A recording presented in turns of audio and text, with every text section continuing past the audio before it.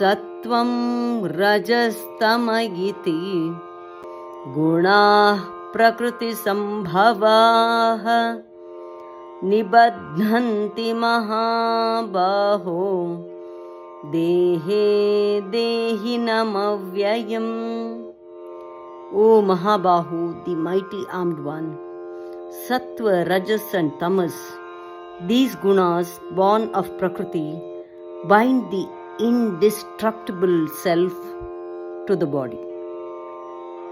ಎಲೈ ಮಹಾಬಾಹುವೆ, ಪ್ರಕೃತಿಯಿಂದ ಬಂದಿರುವ ಸತ್ವ ರಜಸ್ ತಮಗಳೆಂಬ ಗುಣಗಳು ದೇಹದಲ್ಲಿರುವ ಅವ್ಯಯನಾದ ದೇಹಿಯನ್ನು ಕಟ್ಟಿಹಾಕುತ್ತವೆ.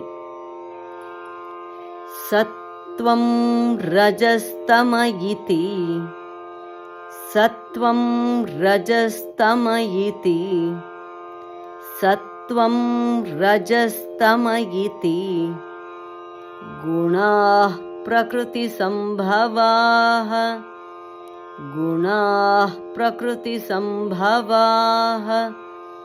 ಗುಣಾಃ ಪ್ರಕೃತಿಸಂಭವಾಃ. ಸತ್ವಂ ರಜಸ್ತಮ ಇತಿ ಗುಣಾಃ ಪ್ರಕೃತಿಸಂಭವಾಃ ಸತ್ವಂ ರಜಸ್ತಮ ಇತಿ ಗುಣಾಃ ಪ್ರಕೃತಿಸಂಭವಾಃ ಸತ್ವಂ ರಜಸ್ತಮ ಇತಿ ಗುಣಾಃ ಪ್ರಕೃತಿಸಂಭವಾಃ ನಿಬಧ್ನಂತಿ ಮಹಾಬಾಹೋ ನಿಬಧ್ನಂತಿ ಮಹಾಬಾಹೋ ನಿಬಧ್ನಂತಿ ಮಹಾಬಾಹೋ ದೇಹೇ ದೇಹಿನಮವ್ಯಯಂ ದೇಹೇ ದೇಹಿನಮವ್ಯಯಂ ದೇಹೇ ದೇಹಿನಮವ್ಯಯಂ ನಿಬಧ್ನಂತಿ ಮಹಾಬಾಹೋ ದೇಹೇ ದೇಹಿನಮವ್ಯಯಂ ನಿಬಧ್ನಂತಿ ಮಹಾಬಾಹೋ ದೇಹೇ ದೇಹಿನಮವ್ಯಯಂ ನಿಬಧ್ನಂತಿ ಮಹಾಬಾಹೋ ದೇಹೇ ದೇಹಿನಮವ್ಯಯಂ.